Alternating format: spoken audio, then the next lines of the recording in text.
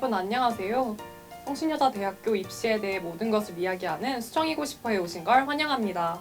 수정이고 싶어요는 성신여자대학교 입시 특징과 패널들을 모시고 입시에 관련된 일화를 소개하는 방송인데요. 오늘은 학생부 종합전형에 관련된 이야기를 나눠볼 예정입니다. 그럼 패널들을 만나러 가보실까요?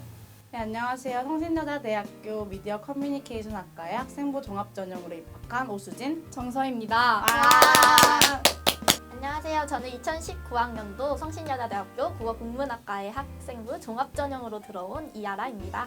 안녕하세요. 저는 성신여자대학교 법학과의 2019학년도 학생부 종합전형으로 들어오게 된 이연주입니다. 학생부 종합전형에 대해서 자유롭게 소개해주세요.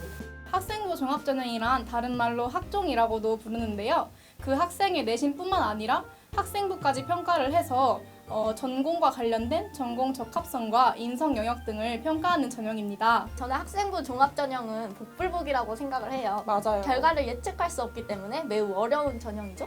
맞아요. 정말 결과도 예측할 수 없고 준비할 것도 너무 많기 때문에 희망 고문과 같은 그러한 전형이라고 생각합니다. 이 전형은 고등학교 1학년 때부터 3년간 꾸준히 준비하는 걸 저는 추천합니다.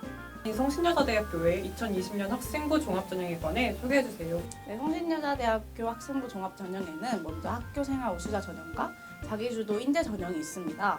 소희씨, 그 두 전형의 공통점을 한번 설명해 주시겠어요? 네, 그 두 전형의 공통점은 우선 1차로 서류평가를 100%를 하고 1차 합격자를 선발을 합니다.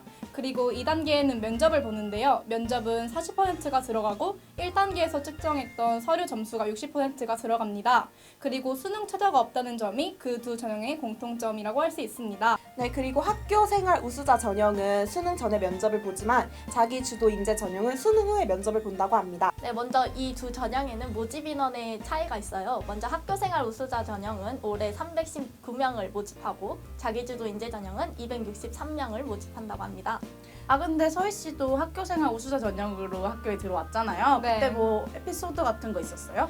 저희 면접을 볼 때 미컴 신입생들이 정말 입을 모아서 얘기하던 한 교수님이 계셨는데요. 정말 친절하게 잘해주셔서 정말 기억에 남고 그리고 그 교수님 수업을 꼭 듣고 싶다는 생각을 했었는데 네, 정말 이렇게 듣게 돼서 너무 영광이었습니다. 저도 면접 봤을 때 그 교수님이 너무 소스윗하셔가지고 그 교수님을 뵙고 더 여기 이 학교에 오고 싶었던 생각이 더 커졌었어요. 정말 추천합니다. 학생부 종합전형에서 가장 중요하다고 생각하는 한 가지씩 말씀해주세요. 뻔한 말이지만 노력이 진짜 중요한 것 같아요. 학종은 아무래도 생기부를 빵빵하게 채워야 하기 때문에 다양한 관련 활동들을 많이 해야 되고 아무래도 내신도 중요하기 때문에 다방면에서 노력이 필요하다고 생각합니다. 네, 저도 현주가 말했듯이 성실함과 노력이 학생부 종합전형의 결과라고 생각을 해요. 그리고 결과를 예측할 수 없으니까 운도 굉장히 중요하지 않을까요? 네, 학생부 종합전형에는 저는 컨셉을 잡는 게 진짜 중요하다고 생각을 해요. 먼저 저 같은 경우에는 기자가 그냥 기자가 아니라 사회적 약자의 목소리를 대변해주는 기자라는 컨셉을 잡아서 3년 내내 그 컨셉을 밀고 활동을 해왔는데요.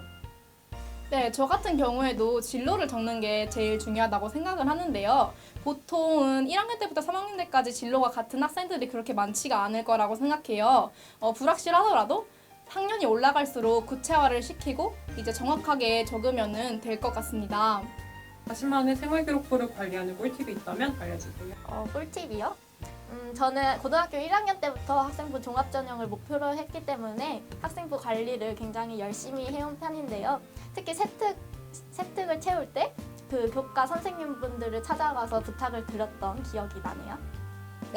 저희 꿀팁은 일단은 생활기록부에 다양한 활동들을 채워 넣는 건데요.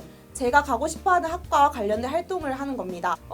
저는 꿀팁이라고 하면 세특이랑 자동봉진을 일관성 있게 준비해서 이 생기부를 봤을 때 그 학생의 진로를 명확하게 알 수 있도록 준비하는 것이 정말 좋다고 생각을 합니다. 네, 저도 세특을 신경을 정말 많이 썼었는데요. 모든 과목이든 그 전공에 맞게 세특을 썼던 기억이 납니다. 그렇게 준비를 하면 나중에 전공에 대한 전문 지식도 있고 심화성도 길러져서 면접 대비에도 정말 많이 도움이 됐었던 기억이 납니다.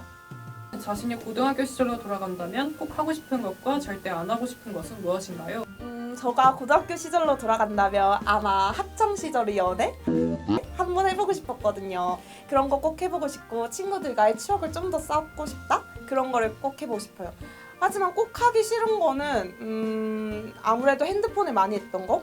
핸드폰에서 뭐 SNS나 유튜브 같은 거에서 시간 낭비를 되게 많이 한 것 같아서 그 점이 좀 아쉽습니다. 아라 씨는 어떠세요? 네, 저는 일단 학과를 설정해 놓은 걸 굉장히 잘한 것 같아요. 그래서 자소서를 쓸 때도 조금 더 편했던 거라고 생각하고요. 아쉬운 거는 너무 공부만 해야 한다는 생각 때문에 추억을 많이 쌓지 못한 것 같아서 그게 아쉬운 것 같아요. 수험생 여러분들도 너무 공부에만 얽매이지 말고 친구들과의 추억도 쌓으면서 재미있게 자신만의 공부법으로 공부를 해나갔으면 좋겠습니다. 네, 저는 진짜 거짓말 안 치고 고등학교 3년 내내 모든 학교 행사에 참여를 했었어요.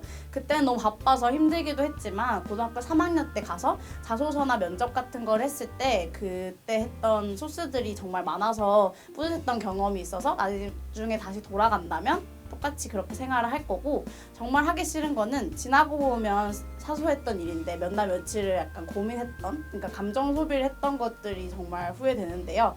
차라리 그럴 시간에 조금 더 즐길 걸 그랬어요. 네, 맞아요. 공부하기도 바쁜데 사소한 일에 감정 소비 안 했으면 좋겠습니다. 그럼 저희 SEBS는 더 재밌는 방송으로 돌아오겠습니다. 안녕!